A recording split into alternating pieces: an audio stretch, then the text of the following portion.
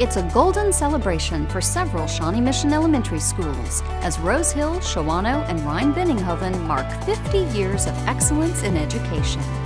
Another Shawnee Mission Elementary celebrates 150 years by taking students on a trip back in time. High school musicians present a new work created with them in mind. And an author encourages students to start dreaming big right now. It's all ahead on this episode of Spotlight on Shawnee Mission. Welcome to Spotlight on Shawnee Mission. I'm your host, Leanne Neal. 3 Shawnee Mission Elementary schools celebrate a big milestone this year, 50 years of educating students. Hey, look this over and you will see we are the best that we could ever be. So tonight we have our big 50th celebration. So we've been open for 50 years of excellence, and we wanted a big way to celebrate with the community and present people, alumni, staff. So we sent out an invitation to as many people as we could get a hold of and just open our doors and let them see everything that's developed in Rosehill in the past 50 years. When I first started here, we just didn't have a lot of children that were from, outside of the United States that attended Rosehill. So, you learn so much from each other, and the children really share their backgrounds, things about their culture, and so it's been a real positive learning experience. Part of this year's celebration includes a time capsule created by students.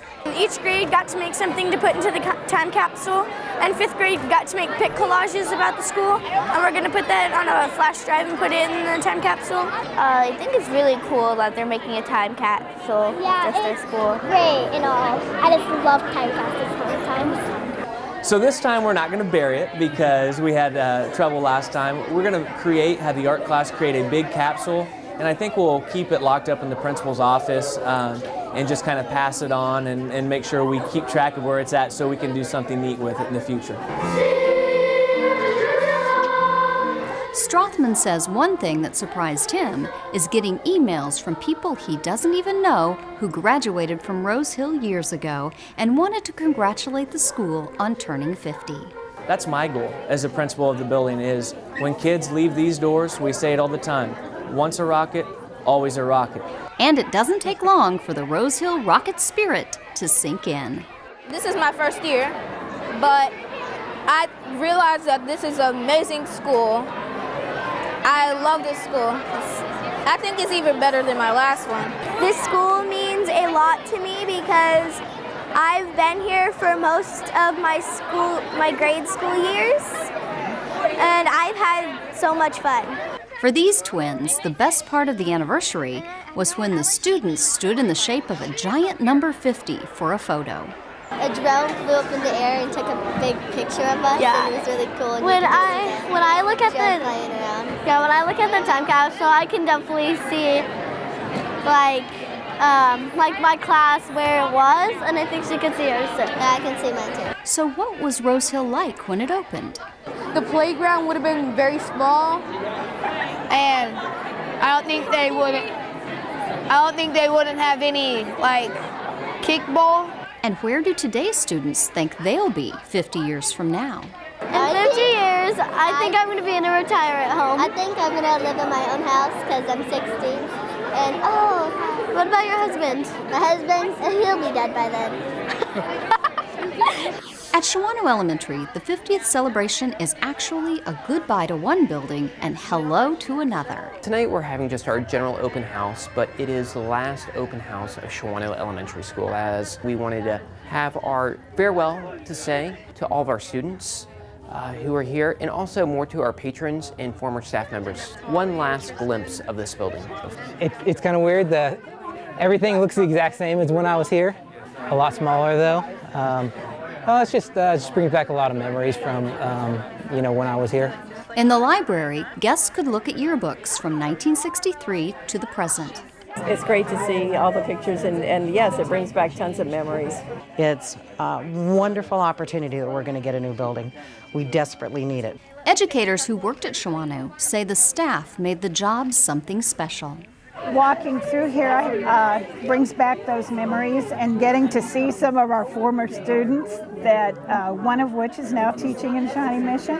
It just brings back a lot of warm memories. We had a lot of wonderful families and wonderful parents to work with, and we were just very, very close and remain so today. Current and former staff members were invited to add their names to the new building.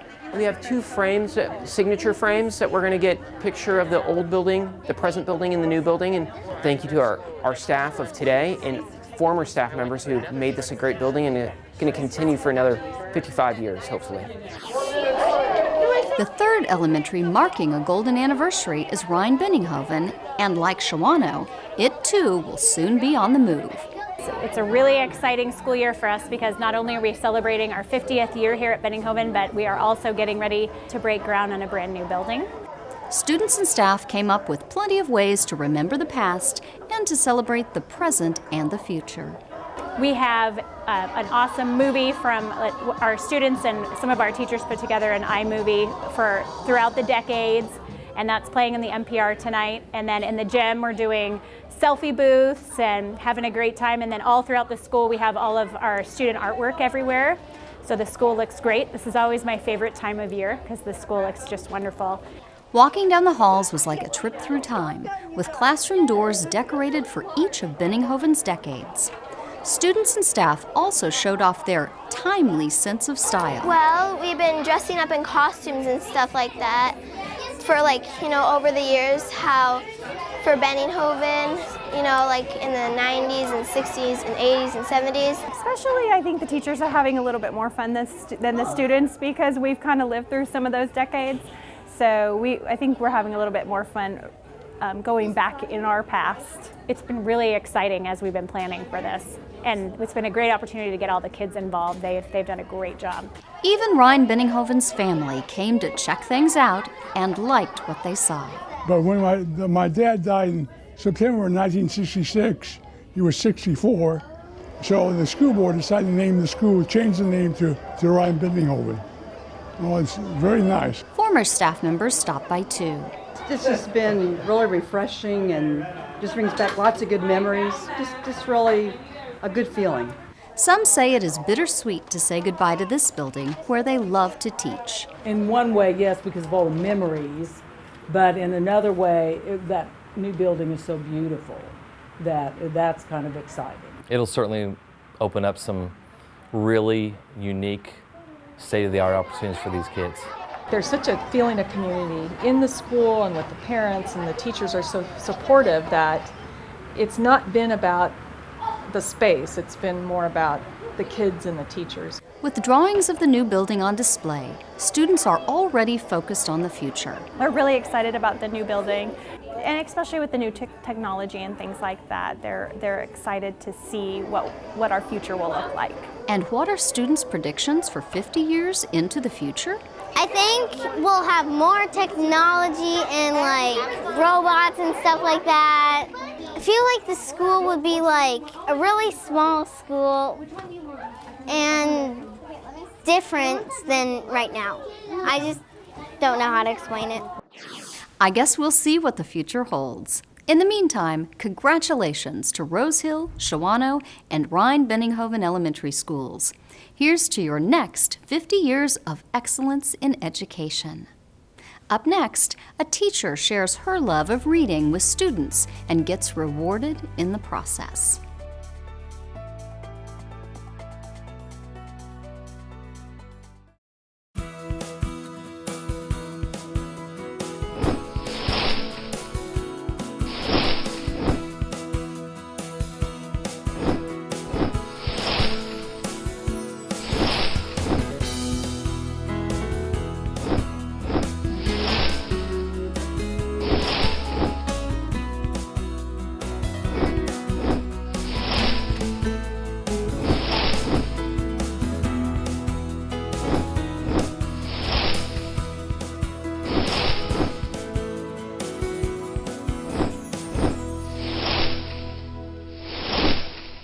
Hi, my name is Joel, and I read the book Locomotive by Brian Floca. This book talked about trains. It showed and described people building the railroad. This book explained how the crew maintained the train. It talked about where a certain train went and stopped along its route.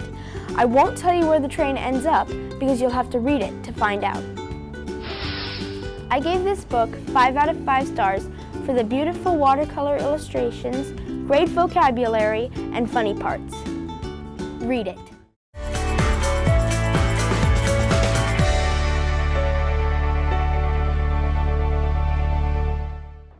Welcome back. A big surprise turned into a big celebration at Corinth Elementary as a 5th grade teacher was honored as one of the best in the state.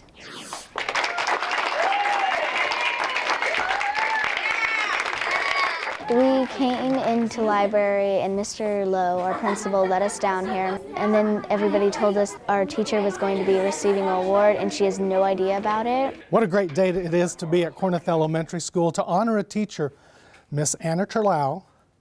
The purpose of the Read to Achieve Award is to recognize teachers like Miss Terlouw, who work so hard every day to help their students achieve, and who instill the love of reading, which is so important to students at all levels. So, Mrs. Terlouw was nominated as Reads to Achieve Award winner, and KCTV5 pairs with KNEA, and they nominate one teacher from Kansas and one teacher from Missouri. Mrs. Terlouw was nominated for this award from Mrs. Collins, a parent of a student, Spencer Collins, and when we were explaining to the students today how that process unfolded, his face lit up, Spencer's face lit up when he realized that it was because of his mother's nomination. Well, she's so enthusiastic about reading. She's really nice, she's funny, and she makes school fun. The purpose of the Read to Achieve Award is to recognize teachers like Miss Terlouw, who work so hard every day to help their students achieve, and who instill the love of reading, which is so important to students at all levels. So I was really surprised that a parent recognized my passion for reading, my desire to teach them, to motivate them to succeed, and I was really honored that they took the time to think about me as a teacher. On behalf of Kansas NEA, KCTV5, and most importantly your students, we want to say thank you for everything that you do. As a token of recognition, we'd like to present you with a check for $1,000. Reading is a lifelong skill, and to have teachers like Mrs. Terlouw who have that true passion for reading and understand the importance of reading and knowledge, and our 5th graders love reading. She was very worthy of this award. She's smart, funny, and she makes the lessons fun to do and learn. The monetary aspect of it is really exciting to me because my first thought was, oh my gosh, half-price bookstore. So for me, the idea that I could actually maybe go on a book spending spree is pretty exciting. And then it also opens new doors for the students, so I'm pretty excited about that. We just feel very blessed to have a great community, great school, and a great district that supports teachers being recognized for the amazing things that they do, because it's teachers who make things like this possible and a passion for reading. Thank you, KCTV5! Read to Achieve is sponsored by KCTV5 along with the Kansas and Missouri National Education Associations. Each year, Shawnee Mission Northwest choral and orchestral programs combine for a Masterworks concert. Usually, the musicians perform a classical piece by composers such as Bach, Beethoven, or Mozart. But this year, the composition was by someone much closer to home.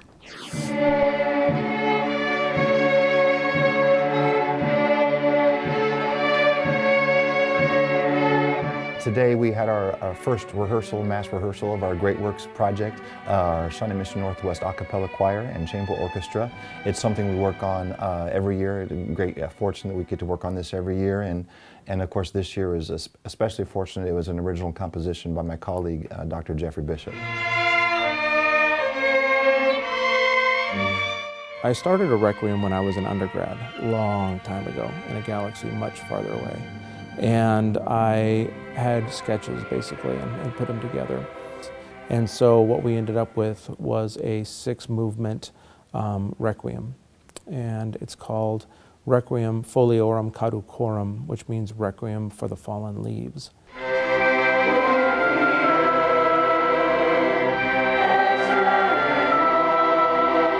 It seems to be going really well, actually. We've never played with the choir before, so this is our first time getting to hear their part, and they get to hear our part for the first time. It's a really great thing.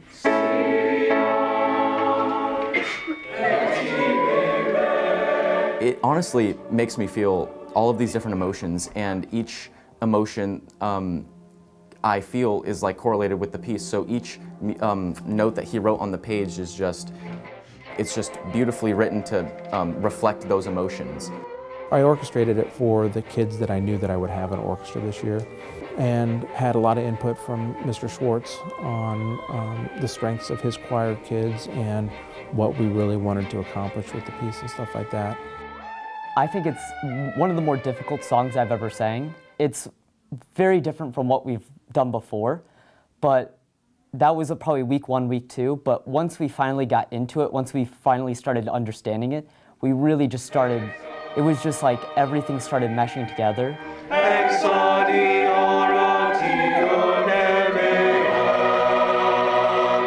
I love it because it pushed our kids vocally and theoretically in directions we haven't been with our traditional choral music. We're all musicians, and to come together on one giant piece, but to hear their different type of music. They make music with instruments and they're so skilled, and then us with our voices, it's just amazing. I absolutely love it.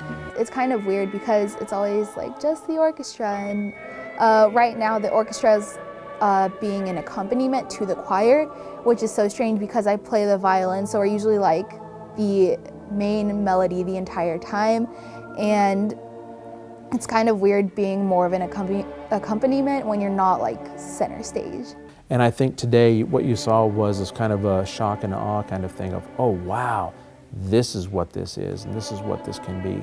And so that's a lot of fun. This is my first time actually working with the choir. It's very interesting to hear how both parts fit. Before, when we rehearsed it, it was like it was missing something. And then when we were rehearsing earlier, it added more to it. It became fulfilling. You know, by the end of the 3-hour rehearsal today, those kids were really, really tired, but they sounded really, really good. It's kind of cool actually, because not that many students get to be conducted by the composer of the piece that they're playing. So he will tell us when we didn't get it right or that's not what he meant, but he's really nice about it. So it's fun working with him and getting to you know, make it exactly what he wants. Make sure that this is the part where it's like, no, really, this is the important part that you all need to remember in the audience. They need to know that. You need to telegraph that with your forehead, your eyes, and the shape of your mouth. The idea that our kids can have this opportunity to perform such a large work, to perform vocal musicians and orchestral musicians together, and to work with different directors, 2 separate classrooms, and bring a project together. That's a huge experience for my vocal music students. To be honest, I don't even know any other schools that do Great Works, so having this opportunity is indispensable. I really am counting my blessings for having such a fine musical opportunity. And I like to remind everybody, no, what we do is educational. We are not an extra, we're not co-curricular, we are straight up curricular, and this is some of the most difficult stuff that these kids will do. Shawnee Mission Northwest A Cappella Choir and Chamber Orchestra performed their Masterworks concert at Community Covenant Church in Lenexa. Coming up next, a former Jayhawk basketball player shares his game plan for life with elementary students. Plus, taking a trip through time, students experience what it was like to learn in a one-room schoolhouse when Spotlight on Shawnee Mission returns.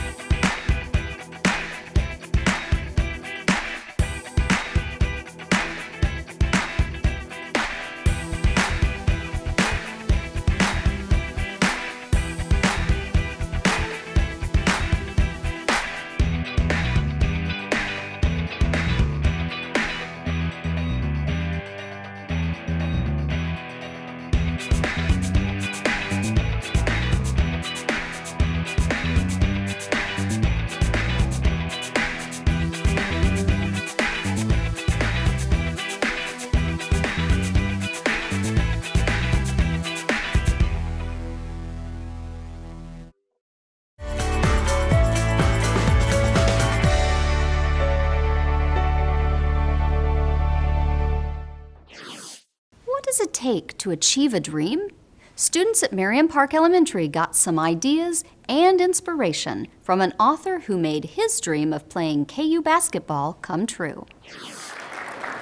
Thank you guys so much for having me. So today we're going to talk about dreams, okay? So I want to preface this as, no matter if you're a Jayhawk fan, a Missouri fan, or a K-State fan, or even a boy or a girl, I want you to listen to what I'm talking about today, and I want you to imagine, like, maybe you guys have a dream that you're thinking about what you want to do when you get older, okay? So think about, we're going to learn some lessons. I'm going to tell you this story. We're going to learn some lessons about what dreams are made of, okay? Author Scott Novosel is visiting Merriam Park today to talk to the students. He played for the KU Jayhawks in the 90s.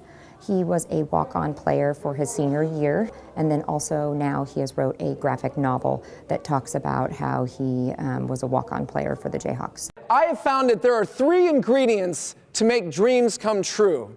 There are challenges, number 1. Number 2, positive attitude. Number 3, teamwork. And I feel like if you can reach kids at a young age, they can start thinking about their future. They can start thinking about becoming better every single day. And you know, Coach Williams used to tell us, you know, every day for practice, we want to walk out back through that tunnel and know that we became better that day. I want to reach out to kids and start learning about self-improvement and problem solving. And it can take you so far. So this is my true story. It's Fieldhouse. All right, so the book it's taken me 20 years to make.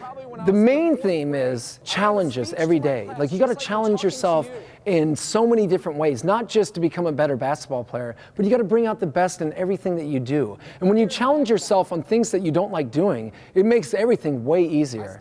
Kids need to hear the positive message that you can do it.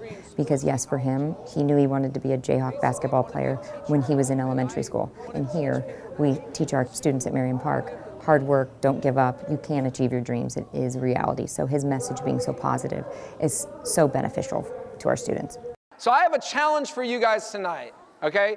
You have to eat at least 1 vegetable before you eat your dinner, 10 squats, and actually before you do that, whatever homework you have to do it before that. Deal? Is that a deal?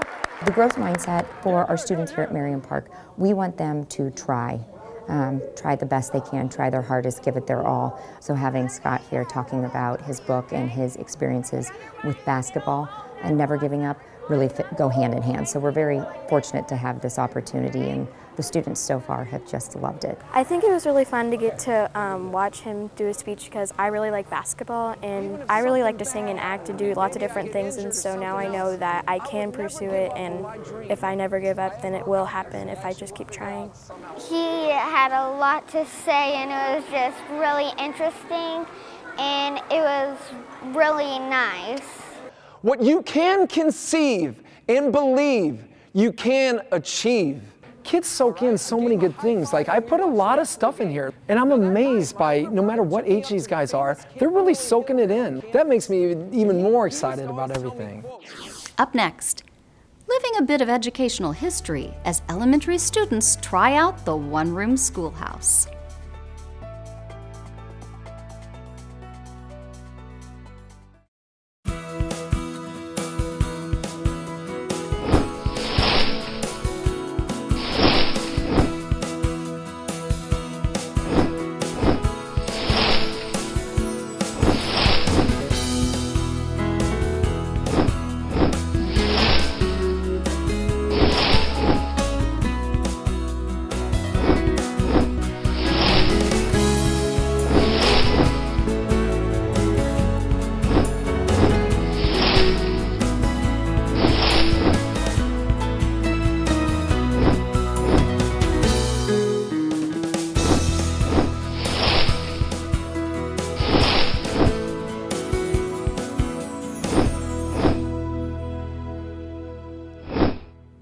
Hi, I'm Abby. I read the book Beholding Bee.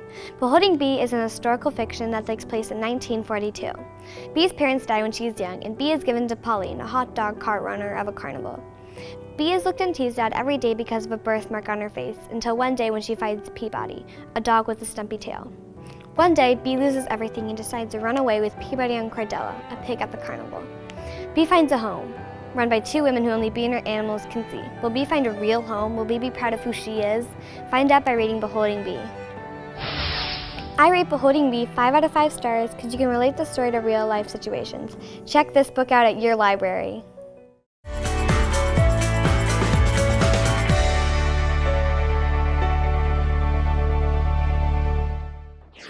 Welcome back. In 1866, just 5 short years after Kansas became a state, Prairie Elementary started educating students. That means this marks the school's 150th year, and to celebrate, the school decided to take students on a little trip back in time. The journey started in the gym, where students were mixed up and given new classroom assignments for the day.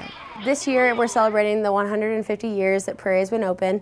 And so our idea is to give the students an experience where they're able to visit a one-room schoolhouse. Your one-room school teacher will take you back to the classroom. Principal Murphin made sure each room included students in grades K through 6. The kids have been real on board with it, excited. I think the biggest part they were excited about was being able to go in different classes and specifically being with their brothers and sisters because they all went to school together. So when I divided up all the classes, I made sure they have all the brothers and sisters together. Most classes began the day talking about differences between school way back then versus today. I learned that you have to have a fire in the middle of the classroom so that everyone would stay warm in the wintertime. And I also learned that there are 2 chalkboards in a room, one for K through 3rd and one for 4th through 6th. In the 1800s, the teacher would have students recite things all together. Esther DeVault started out by sharing with her students that the correct way to answer a question was to wait to be called upon, then stand behind their chair, answer, and sit back down. They caught on to that immediately. I demonstrated what I wanted them to do, and I don't think anybody forgot to do it after that first demonstration. That was something I was real surprised about. DeVault knows about one-room schoolhouses because that's where she attended her first few years of school. And the one that I went to was in Cherryville, Kansas, and it served 4 families, 4 farm families. And so there were probably 15 kids in our school, and it ranged from 1st grade through 8th grade. And so 3 of my siblings were in the same room with me. But one of the most fascinating aspects for today's students seemed to be what happened years ago when you did something wrong. In the old days, like you can't turn your head. They would whack you, or you would have to clean the floor just for reading a word wrong. It's hard because I'm always smiling, and you're not allowed to smile in some classrooms. And you can't turn your head to like talk to your friend, or you'd get smacked with a ruler, which would hurt a lot. 7, 8. But this day wasn't all about learning the rules. Students also got to try out some things kids of the 1800s did for fun. The games that they played inside were like hide the symbol, which they just hide it in somewhere, but it has to be visible, and people try to look for it. And the other game is you put a clothespin right under your chin, and you try to drop it into a box. This is what a lady would wear. Williams says with her new mix of students, she got to see something special taking place. It was pretty cool because the older kids took ownership of it and helped the little kids, so it was pretty fun. Both students and teachers say they enjoyed the experiment, but wouldn't choose the old times over what they have now. I think it'd be harder because you don't have iPads or technology to help you. And you have to write with a feather and ink instead of a pencil, so I'm not sure that you could erase it maybe. It was a fun experience. I think it was fun for the kids and fun for the teachers. And a lot of the students dressed up like Pioneer kids, and a lot of the teachers dressed up like Pioneer teachers too. So the job would have been a whole lot harder back then for different reasons than it's hard now. So I think I'll stick with modern time. Looks like even after 150 years, Prairie Elementary's long tradition of educational excellence continues. Congratulations and keep up the great work. That's all the time we have for this episode of Spotlight on Shawnee Mission. Join us again as we continue to feature the programs and people of Shawnee Mission who are helping guide students to success. Thank you for watching.